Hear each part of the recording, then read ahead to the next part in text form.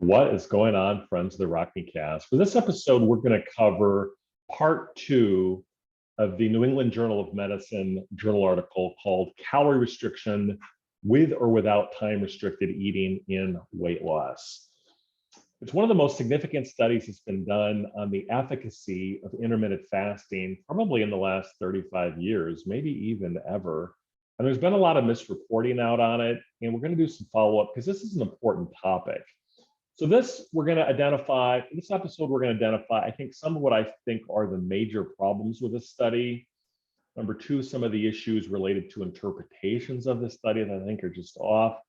And yes, unfortunately, we're going to have to get into the larger question of an omission that was not admitted in even any of the reporting or the study itself, which is this whole topic of statistical significance.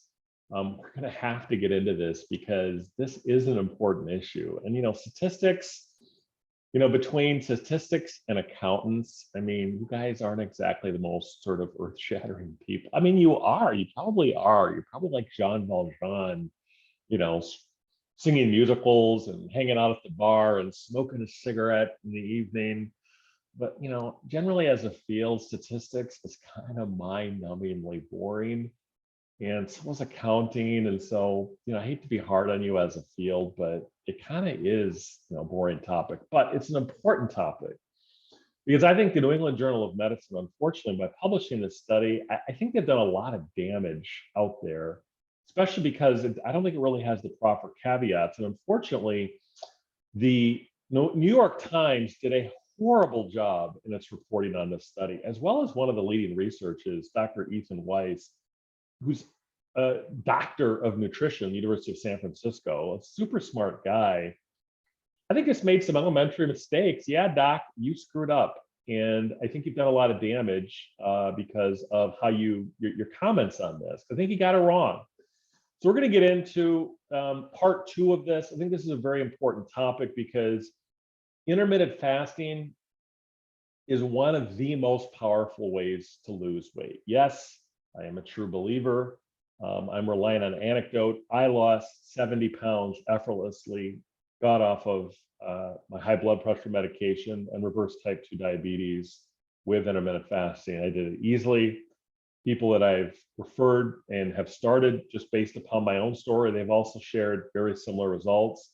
Now, of course, many of you are saying, yeah, but those are just anecdotes. Those have no importance whatsoever because they're not capital S science. And those of us who've studied science and went to Harvard are able to give more accurate results than what we have here. And they're just anecdotes, which is basically bullshit.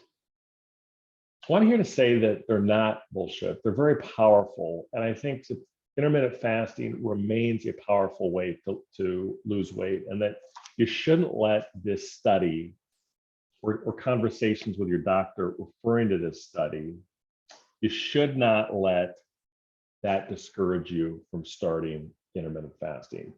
So let's talk a little bit about one critique I have and just some questions I have about this study. This is part two, but it's important that we get it right. I think we'll need to have further discussions because this has the potential to do an enormous amount of damage where people are going to follow the conventional wisdom and they're going to get it wrong. And they're going to forgo this life-changing, powerful option called intermittent fasting, where they can lose weight, get ripped, get off their meds. Yeah, it's that good and it's that powerful. And this study, I think, does a lot of damage under the rubric of science. So first, let's recap the study itself. In case you didn't listen to my other episode on this, very briefly, there were essentially two groups. One who engaged in time-restricted eating from 8 o'clock in the morning till 4 o'clock. The other group could eat from morning, lunch, and dinner with appropriate snacks in between. Importantly, both groups had the same amount of calories because the proponents of intermittent fasting have said that it will actually increase your ability to burn fat as opposed to the same amount of calories. So even if you eat the same amount of calories, you can still lose weight, which sort of flies in the face of conventional wisdom.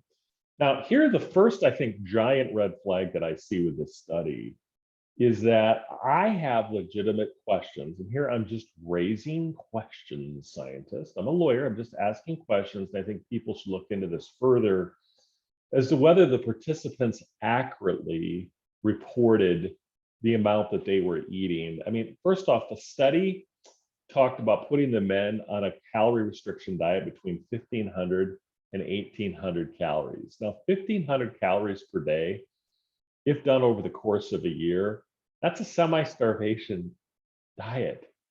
Ansel Keys, the famous theoretician of hunger, did a famous study in the 40s on the question of calorie restriction on the impact of health. And he put these guys on a 1,500 calorie a day diet.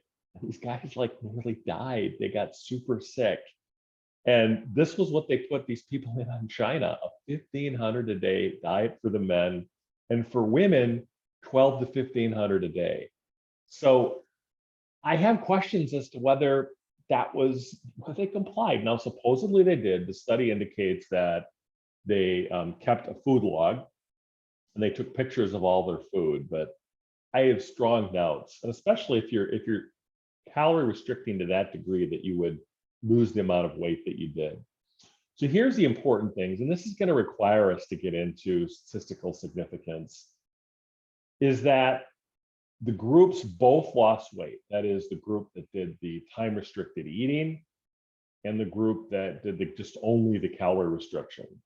Now, here's the important thing, is that the group that did time restricted eating lost more than the group that lost or that did only calorie restriction, to the tune of, over the course of a year, 1.8 kilos, or about 4 pounds of body weight. And over the course of a year, they lost about 1.4 kilos, or 3 pounds of fat. Now, that was not considered statistically significant. And this is going to require us to get this rabbit hole of statistical significance, because I think the New York Times, when they did the reporting on this, omitted any controversy associated with statistical significance, and more in particular, the p-value. And one of the key research just flat out misspoke about the impact of the study and what it showed and what it didn't show. And he went from the University of California. I don't know what the hell he was, whether he had a bad day or what, but he just out and out misspoke. That's Dr. Ethan Weiss. So the first critique I have of the study itself is that it talks about a 3-pound difference in fat loss between the two groups over the course of 12 months.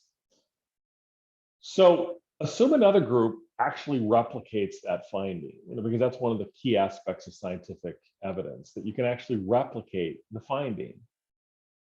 And then another group, similar circumstances, also loses 3 pounds. And so it gives you some degree of confidence that, hey, 3 pounds of fat over the course of a year, just solely based upon when you eat. That's pretty powerful. And what if you do a longitudinal study of these people over the course of 5 years?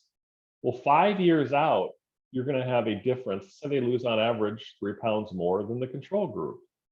You're going to lose 3 pounds of fat. That's 15 pounds of fat. That's a lot. Now, I have no idea in terms of what the size of these people were, but 15 pounds of fat over the course of 5 years, that's significant, assuming that holds true. Body weight, approximately 4 pounds. So over the course of 5 years, that could be 20 pounds in difference of body weight between the two groups. That's very significant. The question is why? Because keep in mind that every other variable was kept the same. Well, that's the power of time-restricted eating. A lot of you may say, like, oh, who the hell are you? You're just a lawyer trained to ask questions. Well, yeah, I'm going to be reviewing a book. I'm going to hope to get him on my podcast, Dr. Mark Madsen of Johns Hopkins University, who recently published a book, March of 2022, on the power of intermittent fasting. He's freaking smart too. He did a lot of peer-reviewed studies. And so there are a significant amount of scientific support for the question of time-restricted eating. So this gets into the reporting on this. And I briefly mentioned this in my other podcast, but the New York Times botches this article. And as an institution, I don't know whether their ad revenue is down or whatever, but the New York Times botched reporting on this, because they misreported what essentially statistical significance is and is not, the controversies associated with statistical significance, and more, and within the statistical community. And we'll get into the article on that and the reporting on this. So the article basically says, it says that it says, and this is the title of the article. It's called "Scientists Find No Benefit to Time-Restricted Eating, Gina Colata." That quotes Dr. Ethan Weiss. Now, many of you are probably like, oh my God, didn't you just do a podcast on this? Aren't you just replicating the podcast that you just did? No, because we're going to do a deeper dive into the question of statistical significance. And that's why, and that's where essentially this article really gets it wrong, okay? So Gina Colata on New York Times, I don't know if she's a science reporter, she's probably the nutrition reporter. She needs to bone up on statistical significance. So basically the way that this article reads is that there's no benefit to eating in a narrow window. So essentially, and that's what Dr. Ethan Weiss is quoted as saying, there's no benefit, and that essentially this study proves it to be true, which is the null hypothesis, which is, the null hypothesis in scientific studies is that you start with an experiment, you say, if A causes B, you want to prove whether A causes B, but your first question is, let's focus on the null hypothesis, which is, there is no difference. We assume that A does not cause B, right? That's the key way that a null hypothesis is done. A does not cause B. That's our finding. That's our statement that we assert to be true. And then you do essentially a study, and then you have something called statistical significance, and you have a p-value, which is generally identified as under 0.05. And if your p-value is under 0.05, that result is considered statistically significant. Statistical significance. And this is a huge topic. You have to go to, take a course in statistics to understand it. But what I want to emphasize here before we sort of the 30,000-foot view, and then you can dive deep into this individual topic on your own and do your own research on this, is that statistical significance is a threshold by which the scientific community makes an assessment as to whether the finding is important or not. Okay, and there's a lot of misreporting on this, but what I want to emphasize to you is that there is a ton of controversy right now in the statistical community relating to statistical significance. And here we're going to get into an article in 2019 on Nature. It's not an article, it's essentially a letter to the editor saying that we should abolish the concept of statistical significance by essentially 3 leading researchers in various fields that use statistics within their field. Now, the key thing here, this is going to a rabbit hole of p-value, and that's related to statistical significance. Now, notice what they're not doing is they're not saying that we should abolish p-values, right? What they're saying is the whole concept of statistical significance, that is a result that matters, should be abolished. We should not have this dichotomous, it's important or not. Well, why? And I think they talk about this. And first of all, let me establish the credentials of these writers, because you could be like, oh my God, why should we even listen to this guy? He's not a statistician. He went to Luther College. Like, oh my God, Iowa law grad. He didn't go to the Ivy League. How can I even trust him? He's just relying on anecdotes. Well, look at these guys. These are the guys that said that we should get rid of the concept of statistical significance. Valentin Ammerhein, Sander Greenland, and Blake McShane. Sander Greenland is a professor of epidemiology at the University of California at Los Angeles, that's UCLA. Valentin Ammerhein, professor of zoology at the University of Basel, Switzerland. It's a good life there. And Blake McShane, a statistical methodologist and professor of marketing at Northwestern University in Evanston, Illinois. Blake McShane sounds like a soap opera star. These people are obviously really smart. And I bring this up just to highlight that this is a live issue, but most important, essentially it was designed for a scientific audience and maybe you're not experts in statistics, but to give the essentially background about what statistical significance is or is not and what the problem is.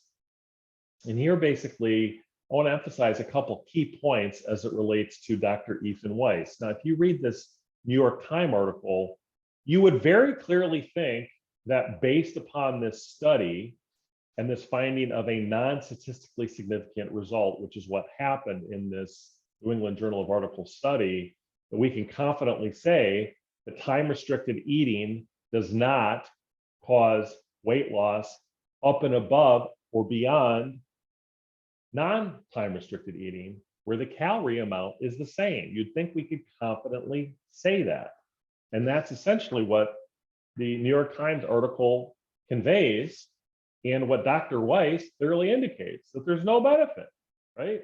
Well, these statisticians say that is not the case. And I think that's what I found very frustrating, is that one, when they said that there was no difference, but they were in this New England Journal of article on time restricted eating, what they were saying is there was no statistically significant difference, right? And this is where they start off with essentially frustration of theirs in essentially the assessment of time restricted eating, of statistics, of statistical significance. The authors of this letter to the editor start with a common thing that we see in this New England Journal of Medicine article, which is, when was the last, and here's how they start the letter. They say, when was the last time you heard a seminar speaker claim there was no difference between two groups because the difference was statistically non-significant? Then they say, if your experience matches ours, there's a good chance that this has happened in the last talk you attended. We hope that at least someone in the audience was perplexed. If, as frequently happens, a table showed that there actually was a difference. And they ask a basic question: how is it do statistics so often lead scientists to deny differences that those educated in statistics, uneducated in statistics, can plainly see? So this gets into what we see in this article on time restricted eating, where there was a difference between the two groups to the tune of 4 pounds of body weight and to the tune of nearly 3 pounds of fat over the course of a year. I don't know what these participants were doing, but I'll just say anecdotally, it totally does not match my experience. And for those of you who are saying like, oh my God, this guy, he's just N01, he's just relying on his anecdote to try to override all this other stuff. We'll talk about this in greater detail later, but this is a major problem with this particular study. And everyone I've talked to has obtained way better results than this particular group. But in any case, it did show a difference between the two groups, but it was considered, quote unquote, non-statistically significant. So one of the things the authors do say, and this is absolutely unimpeachable, which is that researchers have been warned that a statistically non-significant result does not prove the null hypothesis. That is, that there is no difference between the two phenomena that are trying to be studied. Normally, you're looking at two variables. So in this particular case, there's a time-restricted eating group and the non-time restricted eating group. The fact that the time-restricted eating group, there was no statistically difference between that group and the non-TRE group, or non-restricted eating group, does not allow us to essentially establish that that the null hypothesis is true. Now that's really confusing. Okay, so this is like being a lawyer, like, oh my God, can I restate the question? But what it says is that they have been warned that statistically non-significant result does not prove the null hypothesis. Okay, that there's no difference between the two groups or no effect of a treatment on some measured outcome. Okay, so that's kind of confusing, and a lot of you are like, oh my God, I'm gonna push click this guy. But what it's saying is that it doesn't necessarily prove that time restricted eating in this particular case is not more effective than non-time restricted eating. I hope that makes sense.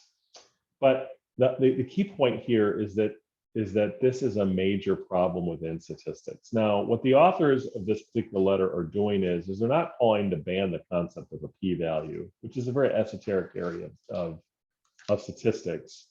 What they're really getting at is the question of this dichotomy, one result that matters and the other one doesn't, based upon it being statistically significant.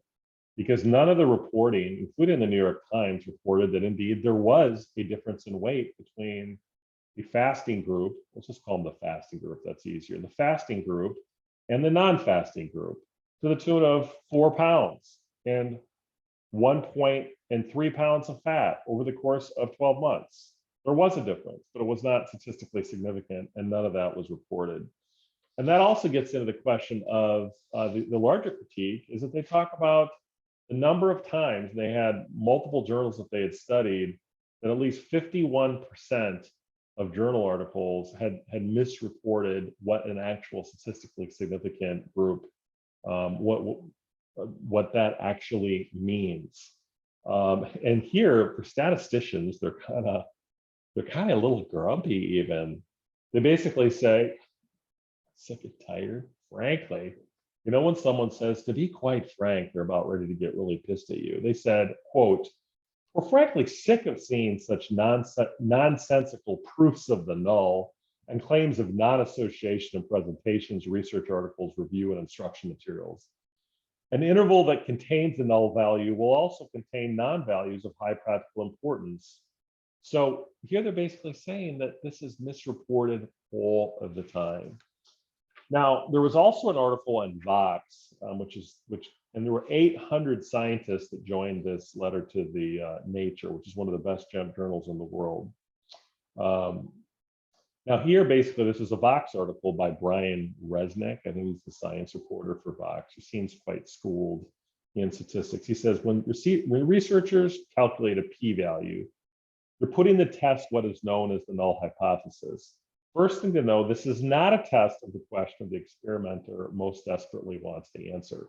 So in this particular case, is whether fasting is more important or more effective at weight loss than time-restricted eating, and then caloric restriction standing alone. So that's really key, is that it doesn't answer that question.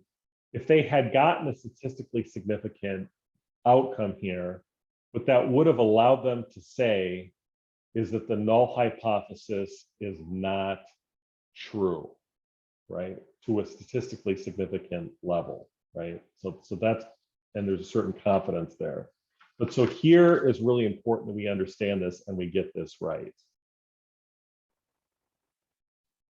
In the study, to get to that statistically significant threshold in the fasting study, they would have had to reach a threshold pursuant to their own analysis of 2.5 kilograms of body weight, or a p-value of under 0.05. So now just think about how random, and this is what the authors are getting at. They don't want this dichotomous, statistically significant or not. They still want to report the p-value, but they don't want to get into this is significant and this is not, because it's ultimately a value-laden decision. So for example, suppose the study had found a 2.4 kilo finding, or a 2.6. Suppose they had found just above the threshold of what was statistically significant, or just below. Are we just not to, what's the difference between 2.6 and 2.7 in terms of weight loss between the two groups? It's totally arbitrary. It's a value, and why? Because researchers have to be able to get funding. They have to show what matters and what doesn't. And here the authors also talk about a famous study relating to atrial fibrillation on an anti-inflammatory drug. And here they basically talk about how this was actually misused. In this particular study, they talk about an example in which this was a significant problem for atrial fibrillations. They say there's a study in which they looked at the unintended effects of anti-inflammatory drugs. And because the results were statistically non-significant, one set of researchers concluded that the drugs were not associated with new onset atrial fibrillation, the most common disturbance. And the results stood in contrast from an earlier study that was statistically significant outcome. And so the authors get into what happened there, but they were essentially just the ways in which they used statistics based upon the parameters that the researchers had chosen. So this is getting really dull, and a lot of you are like, oh my God, this may be one of the worst podcasts ever. I don't know what to think. Yeah, this one did kind of suck, but I'm going to publish it because ultimately what this comes down to is that intermittent fasting, my results, I lost 70 pounds. Other people have lost a tremendous amount of weight with intermittent fasting, above and beyond caloric restriction. This study, you've got to look at the question of statistical significance, what it does show and what it does not show. And the key finding here is that statistical significance does not establish that the fasting protocol did not work, that there was no difference between the two. That does not establish that. And to be very precise, the authors, and there's another article in the box on this, what it does show is that when you have a result that is statistically significant, that does allow you to reject your null hypothesis. So the null hypothesis in this case is that there's no difference between time-restricted eating and caloric restriction. A statistically significant result in this study would have allowed us to reject that. But that would have been indirect evidence to reject that. But what it means precisely is that it means that there's a less than 5% chance of seeing these results or more extreme results in the world where the null hypothesis is true, okay? And so it's kind of a little bit of a rabbit hole here, but this is something that you should take into consideration when you're doing this study. The other thing I think with studies in general is not that we shouldn't do them. They're obviously very important. And I suppose if this had shown like really good outcome for time-restricted eating, I'd be trumpeting it a little bit more. But this study was over the course of a year. Super expensive to do. They had over 100 people. They had health coaches. They had journals. They were taking photos. Incredibly labor intensive. So to replicate this study, we'll have to take another year.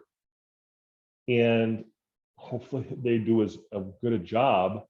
But if the study finds the same result, okay, that gives you some more confidence, but it may take years before another study comes along or the funding is authorized. So the reality is that we don't have time as people that are fat to decide what study we're going to do. Ethan Weiss, his study, which he tried to do that said it was an earlier study showing similar results in the efficacy of time-restricted eating, only looked at 90 days.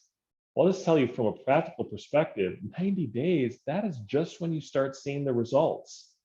So I don't know what the hell these people are talking about, but it is not effective. And I think they're really doing the public a disservice in a couple different ways. I mean, one, they're not really explaining and qualifying that the reason why they found no difference is not that they didn't find any difference, they found no statistically significant difference, number one. And number two, they're not reporting the level of controversy associated with statistical significance. Now, again, this is not a rejection of a p-value, but of the term significant. What makes something valid and what makes it not valid, right? In terms of whether we can rely on it to establish whether something is true or false, or more accurately, whether our assertion is proven to be false.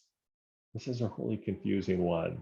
I don't know how accurately I'm conveying this, but I think this is something that does need further exploration on. You do need to look at this. Look at the Nature article on this, because I think this is going to be very important for your understanding of this. Scientific topics are super complicated, and they're super complicated to explain well. You may be more confused than you were at the start of this particular podcast, but I'm going to leave it up because that is your take home, is that there are flaws with the study. There are flaws in not more than the study. I think there are some flaws with the study, but I think there are especially flaws in the ways in which the study has been reported. And here I think the New York Times gets an F.